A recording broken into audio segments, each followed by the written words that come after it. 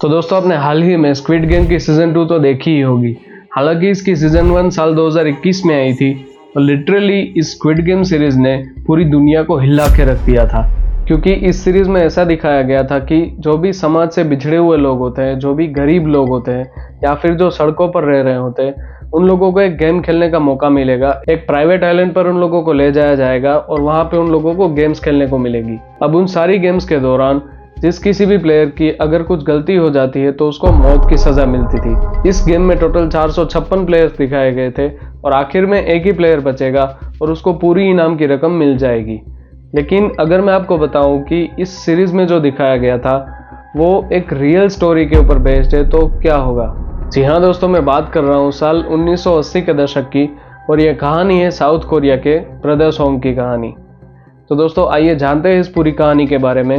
लेकिन इस वीडियो में आगे बढ़ने से पहले मैं आपको रिक्वेस्ट करूंगा कि प्लीज़ इस वीडियो को एक लाइक कर दीजिए, शेयर कर दीजिए अपने फ्रेंड्स और फैमिली के साथ और मेरे इस चैनल को सब्सक्राइब कर लीजिए। So friends, let's dig deep into this story.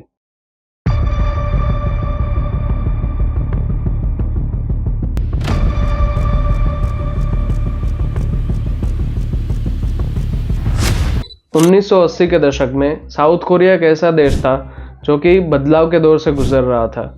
यहाँ पे आर्थिक विकास तो हो रहा था, लेकिन इस विकास के पीछे जिन लोगों ने कुर्बानियां दी थी वो थे गरीब और बेबस लोग। यह कहानी है ब्रदर्स होम की, एक ऐसी जगह जहाँ पे गरीब और बेसहारा लोगों को उठाकर गुलाम बना दिया गया था। और इस पूरी कहानी की जड़ें जुड़ी हुई थी उस टाइम की सबसे बड़ी घटना 1988 का सियोल ओलंपिक्स। और ये स्क्विड गेम में जो कहानी बताई गई है वो कहीं ना कहीं ब्रदर्स होम की कहानी से ही प्रेरित है।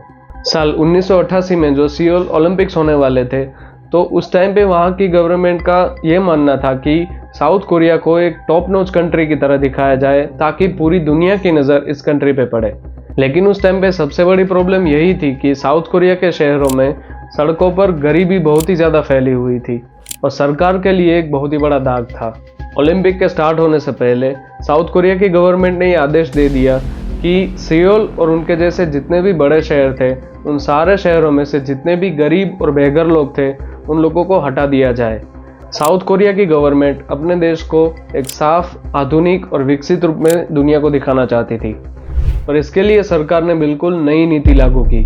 उन लोगों ने पुलिस को ये आदेश दे दिया कि सड़कों पर जितने भी बेघर लोग हैं, जितने भी गरीब लोग रह रहे हैं, उन सारे लोगों को उठा के रिहैब सेंटर में भेज दिया जाए। सरकार ने उस टाइम पे टीवी पे एडवर्टीजमेंट चलाना शुरू कर दिया था कि जितने भी गरीब लोग हैं, जितने भी बेघर लोग हैं, उन लोगों को गवर्नमेंट अपने रिहैब सेंटर में भेजेगी और एक बेहतर ज़िंदगी देने की कोशिश करेंगी, उनकी लाइफ सुधर जाएगी।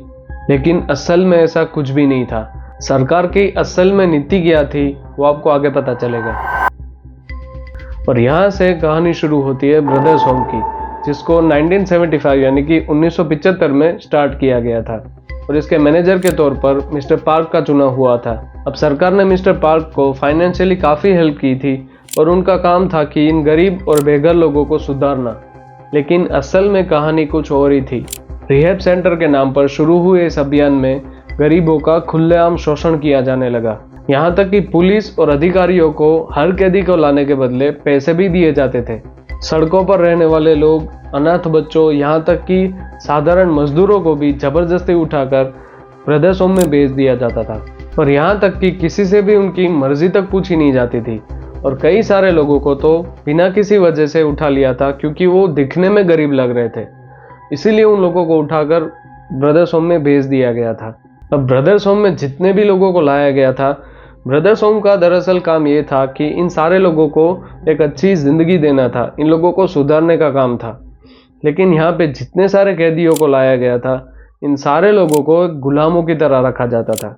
सुबह से लेकर रात तक इन लोगों को ज़बरदस्ती काम करना पड़ता था, चाहे फिर वो बच्चा हो, कोई बूढ़ा हो, कोई भी हो, वो किसी भी पोजीशन में हो, उसको ज़बरदस्ती काम करना पड़ता था। और अगर कोई इंसान काम करने से मना करता तो उसको काफ़ी ज़्यादा पीटा भी जाता था। और वहाँ पे खाने की और दवाई की कमियों की वजह से बहुत ही सारे लोग बीमार भी पड़ना शुरू हो गए थे और इस बढ़ती बीमारी की वजह से और कुपोषण की वजह से कई सारे कैदी तो वहीं पर मर चुके थे। और जितने भी लोग मर जाते थे, इस ब्रदर होम के जो मैनेजर थे, उसके जितने भी कर्मचारी थे, ये सारे लोग मरे हुए कैदी को चुपचाप दफना भी देते थे, किसी को पता भी नहीं चलता था।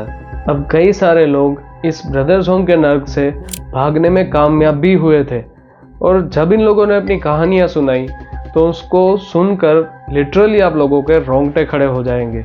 एक आदमी ने बताया कि वहाँ पे उन लोगों को दिन रात काम करना पड़ता था, और काम के दौरान अगर कोई भी इंसान धीमा पड़ जाए, थक जाए, तो उसको लोहे की रोड से मारा जाता था। एक और व्यक्ति ने बताया कि वहाँ पर कई सारे लोगों को मारकर उनकी लाशों को जैसे गायब भी कर दिया गया था। कुछ लोगों ने यह भी बताया कि वहाँ पे जितने भी छोटे बच्चे थे, ये लोग उन पर भी रहम नहीं करते थे, चाहे वो बच्चा हो या फिर बूढ़ा हो, किसी के भी ऊपर रहम किया नहीं जाता था। और जब भी उन लोगों को भूख लगती थी तो ये लोग उसको सड़ा हुआ खाना दे देते थे, और कई सारे लोग इस सड़े हुए खाने की वजह से भी मर गए थे। वहाँ से भागी एक महिला ने बताया कि वो हर दिन वहाँ से भागने की कोशिश करती थी, और एक दिन वो कामयाब हो गई। लेकिन जब वहाँ से वो भाग चुकी थी और वो अपने नॉर्मल लाइफ में वापस आ चुकी थी, तो उसको वहाँ का जो डरावना सच था, जो उसने अपनी आंखों से देखा था, वो उसको सोने ही नहीं दे रहा था। वो वहाँ से भागने के बाद भी उस जगह के खौफनाक सपने देखा करती थी। और इन सारी गवाहियों ने इस ब्रदर्स होम के काले सच को पूरी दुनिया के सामने लाकर रख दिया। इस ब्रदर्स होम में जो भी कुछ हो रहा था, उसमें सरकार और समाज की मिलीभगत थी, क्योंकि जैसा स्क्विड गेम में दिखाया गया था कि कई सारे अमीर लोगों का एंटरटेनमेंट हो रहा था, जबकि उन सारे प्लेयर्स में हर किसी को टॉर्चर फेस करना पड़ रहा था। इसी तरह से ब्रदर्स होम में भी जितने लोगों को टॉर्चर किया जाता था, उसी की वजह से कई सारे अमीर लोगों का एंटरटेनमेंट भी हो रहा था, और सब लोग जम के पैसे कमा रहे थे। सरकार ने उस टाइम पे जो ब्रदर्स होम के मैनेजर थे मिस्टर पार्क, उनको फाइनेंशियली काफ़ी ज़्यादा हेल्प की थी, क्योंकि सरकार का तो काम हो रहा था, गरीब और बेघर लोग सड़कों से साफ हो रहे थे। अब इसी बीच में जो मिस्टर पार्क थे, वो भी काफ़ी ज़्यादा पैसे कमा रहे थे, और इसी की वजह से वो पुलिस वालों को भी खूब ज़्यादा पैसे खिलाकर और कैदियों को बुलाने का काम करते थे। अब पुलिस वाले भी पैसे कमा रहे थे, सरकार का भी फायदा हो रहा था, मिस्टर पार्क भी पैसे बना रहे थे।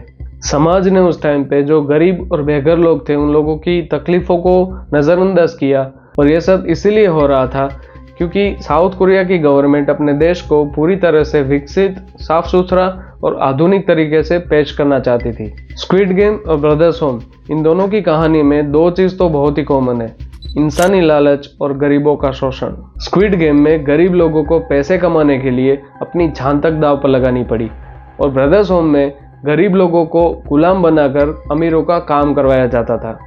अब ये दोनों ही कहानी हमें यही दिखाती है कि जब भी समाज में कोई भी प्रॉब्लम आएगी, कुछ भी असमानता बढ़ेगी, तो सबसे पहले जो सबसे कमज़ोर वर्ग है वो ही इसका शिकार बनेगा।